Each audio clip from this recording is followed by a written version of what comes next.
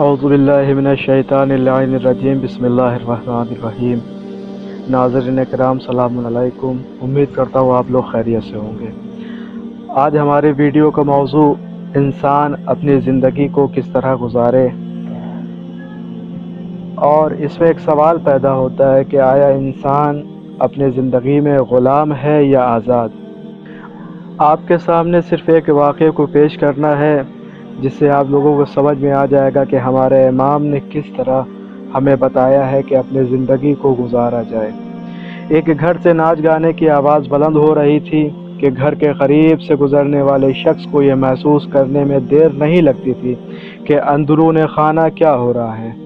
شراب و کباب اور عیش و عشرت کی محفل گرم تھی، جام سے جام ٹکرا رہے تھے۔ اسی اثنا میں ایک شخص جس کے چہرے سے عبادت گزاری کے آثار نمایاں تھے اور جس کی پیشانی اس بات کی گواہی دے رہی تھی کہ یقیناً یہ کوئی عابد شب زندہ دار ہے، اس گھر کے قریب سے گزر رہا تھا کہ کنیز کو گھر سے باہر آتا ہوا دیکھ کر وہ شخص اپنی جگہ پر ٹھہر گیا، اور جب کنیز اس کے قریب آ گئی تو اس سے پوچھا، اے کنیز، یہ بتاؤ اس گھر کا مالک آزاد ہے یا غلام؟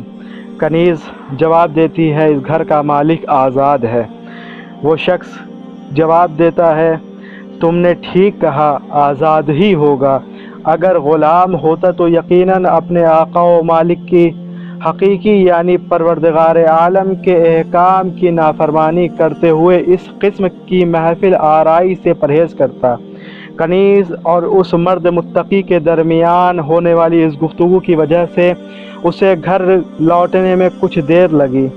جیسے ہی کنیز گھر کے اندر داخل ہوئی، مالک نے پوچھا، آخر تو نے اتنی دیر کیوں لگائی؟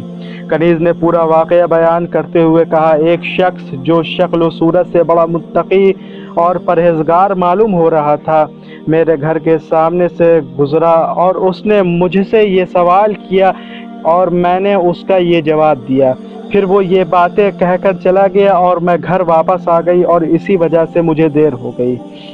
کنیز کی بات سن کر وہ شخص انتہائی پریشان اور خوفزدہ ہوا اور اس مرد متقی کی بات اور خصوصاً اس جملے پر غور کرنے لگا، اگر غلام ہوتا تو وہ یقیناً اپنے آقا کی خواہش کا احترام کرتا۔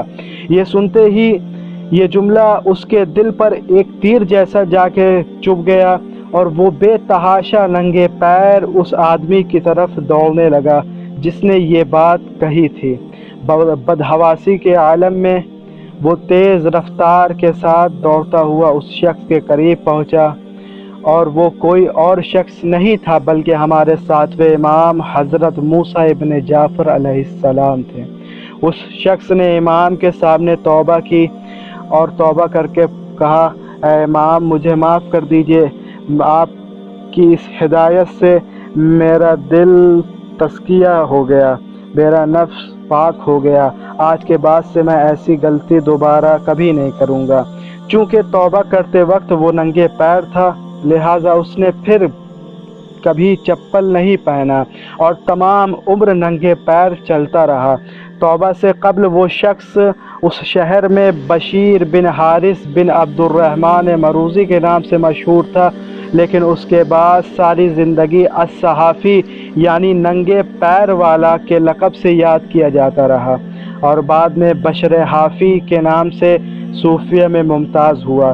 جب تک زندہ رہا اپنے عہد و پیمان پر پوری طرح ثابت قدم رہا اور نہایت وفاداری کا ثبوت دیتے ہوئے پھر گناہ کے قریب نہیں گیا۔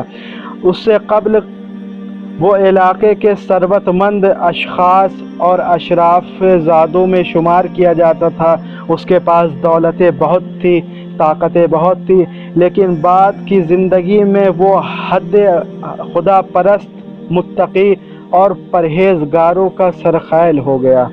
عزیزان گرامی، یہ واقعہ اس بات کی طرف دلالت کرتا ہے کہ اگر کسی انسان کو اپنی تزکیہ کرنا ہو، اپنے آپ کو سنوارنا ہو، تو معصوم کا ایک جملہ ہی کافی ہوتا ہے اس کی زندگی کو بنانے کے لیے۔ انشاءاللہ جلد ملاقات ہوگی نئے عنوان کے ساتھ۔ التماس دعا، والسلام۔